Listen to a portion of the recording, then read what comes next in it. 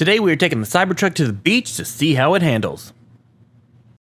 All right, we made it to the beach. We're gonna put it in off-road mode. We're gonna see what kind of sand this thing can handle.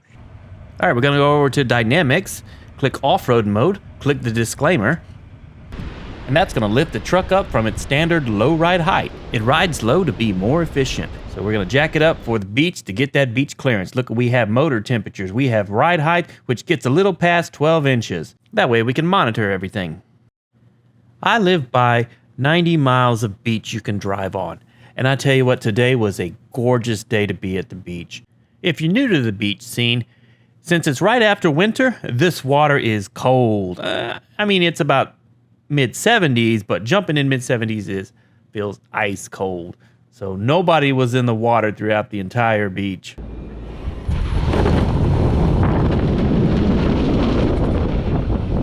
A typical rule of the beach is never bring glass bottles, always take more than you leave in trash, and typically the traffic headed towards the exit has the right of way. So if you're entering the beach, you have to yield.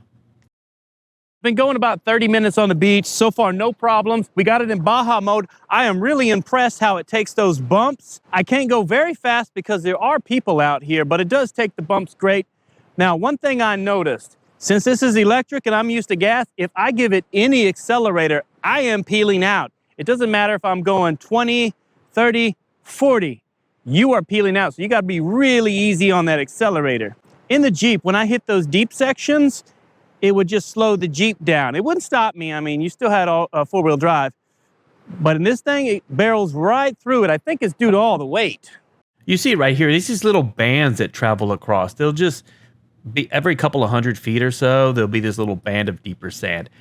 Now, I want to let you guys know, on this particular day, I was looking for deep sand, looking to get stuck, and I drove over 20 miles of beach. This is a small little 5-mile segment right here.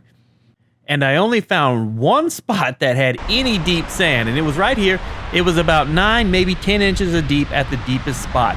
So what I did was I crawled through this again and again, probably about 10 different times. Now, before you guys start hounding me, I wanted to point out a few things. I'm doing everything wrong here. My tires are fully inflated. I am stopping in the deep sand and losing momentum. I'm not following the trail lines that have already been cut into the deep sand. I am stopping, I am giving it too much gas, and I'm going too slow. I'm doing everything I can to get stuck. You can see me here even peeling out to try to dig in. Now remember, I drove 20 miles of beach, and this was the deepest spot on all 20 miles. This particular beach is a spring break hotspot. So the city and the county has kind of leveled out all the sand to attract more visitors and get more tourists. I'm gonna have to come back here on another date so I can find the deeper sand. And I assure you, sometimes it goes crazy. It's 2 feet of sand, and I'm sure this thing's gonna get stuck because it does not have lockers right now. The software is not out. In my Jeep, I had full lockers front and rear, and I got stuck probably 4 times in 16 years. And that was high centered. Then I was dragging somebody that kept turning their wheel. And one time I went over the dune and I went into a giant mud pit. There's another video on that if y'all want to see that.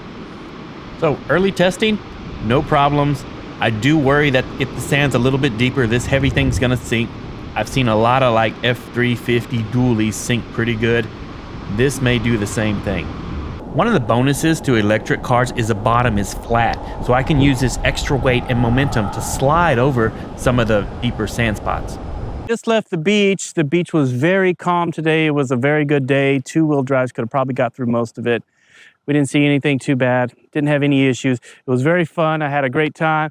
Thank my friend for coming out and supporting me in case we got stuck, because no telling what we were gonna find today. Sometimes this beach got 2 feet of sand real loose. It's horrible conditions, but today everything was pretty packed. It was smooth sailing. So we're gonna have to go to the other beach next time, and that's 120 miles of off-road with no cell phone service. That'll be fun.